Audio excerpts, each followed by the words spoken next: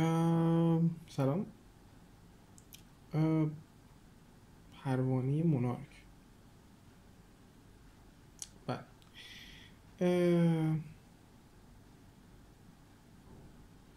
میخوام در مورد پروانه مونارک صحبت کنم و چیزی که دارم ازش میخونم ویکی‌پدیا.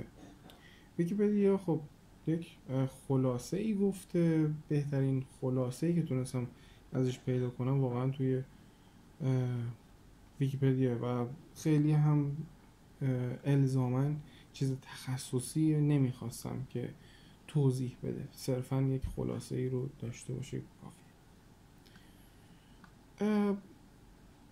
پروانه مونارک. پروانه مونارک یه حشره است، توی رسته حشرات محسوب میشه، از رسته حشرات. توی کوهستان سیرام مادره، حالا اگر اسمشو درست تلفظ کنم، توی مکزیک زندگی میکنه. یه کوهستانی هست اونجا زندگی میکنه و چند صد میلیون از اینها از یه درختی آویزون میشن و برگ اون درخته رو اصطلاحاً جمع میکنن و یک حالت لوله‌ای میشه و ازشون، از در واقع پروانه ها توی زمستون محافظت میکنه و باعث میشه اونا رو گرم نگه داره.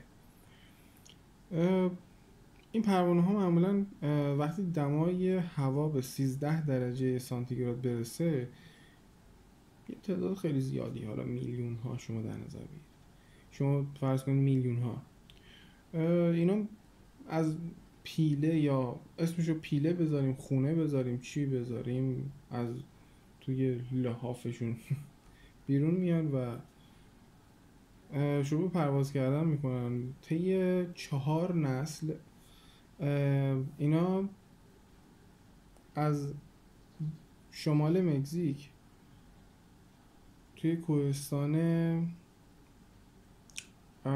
اگر پیداش کنم،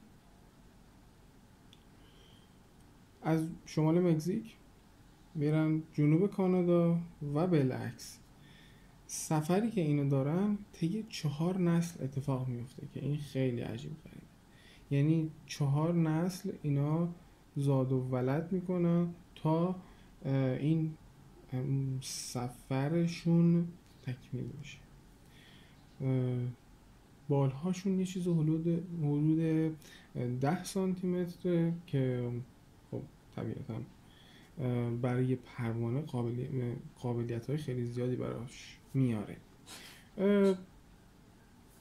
مسیر طولانی رو پرواز میکنه که بسیارم زیاده و یه چیز، اگر بخوام به کیلومتر بگم، یه چیز حدودش 5000 کیلومتر مسیر پروازشه. 5000 کیلومتر یک پروانه از شمال مکزیک میره جنوب کانادا و برمیگرده، که این خیلی مسیر عجیبیه، حداقل برای یه پروانه.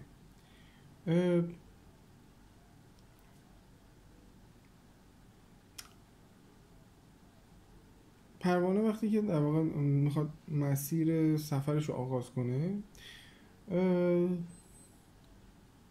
طی این سفرش یک گل اختصاصی برای خودش داره. میره روی اون تخم گذاری میکنه و فقط هم بهار گل میده. اون گل اختصاصی خودشون فقط بهاره که گل میده و خب چون که گیاه ها در بازه های متفاوت میتونن گل بدن، ولی خب این گل به اختصاص برای اینها، که برای اینها در واقع برای اینهاست که داره رشد میکنه،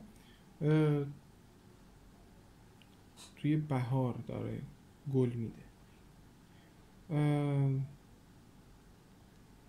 زمان بیدار شدنشون و دمای هوا هم همزمان با رویدن این گلاست. در واقع وقتی که دمای هوا میره بالا، اونا گل میدن، اینا هم رشد میکنن و اینا هم از پیله در میان و اونا و پروانه های مونارک میشن روی اون در واقع گل‌های به اختصاص و شروع میکنن اونجا تخم‌گذاری کردن و اولین تولید مثلشون شروع میشه که خب مسیر 5000 کیلومتری برای یه پروانه خیلی عجیب غریبه.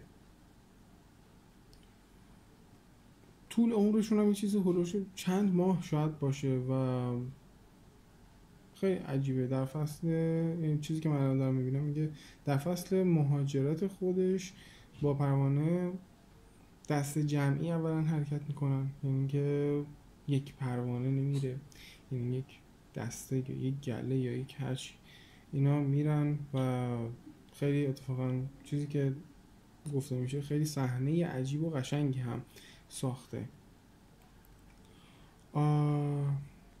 بالهای نارنجی با حاشیه سیاه، نقطه ها در حاشیه سیاهش نقطه های سفید و خیلی شکل قشنگی رو در واقع ساخته. خب تصمیم گرفتم که اینو ضبطش کنم و دلو بزنم به دریا. خیلی وقت بود که میخواستم این کار رو انجام بدم، اینی که یه ویدیو ضبط کنم فقط بذارم واقعا فقط بذارم، هرچی شد و آره ترس از شروع کردن خیلی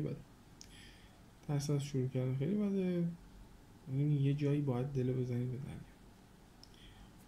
فقط بری وسط ماجرا که همش احتمالات، همش برنامه ریزی، همش نمیدونم یه کاری کردن خیلی به مرور بهتر میشه. خیلی مخلص.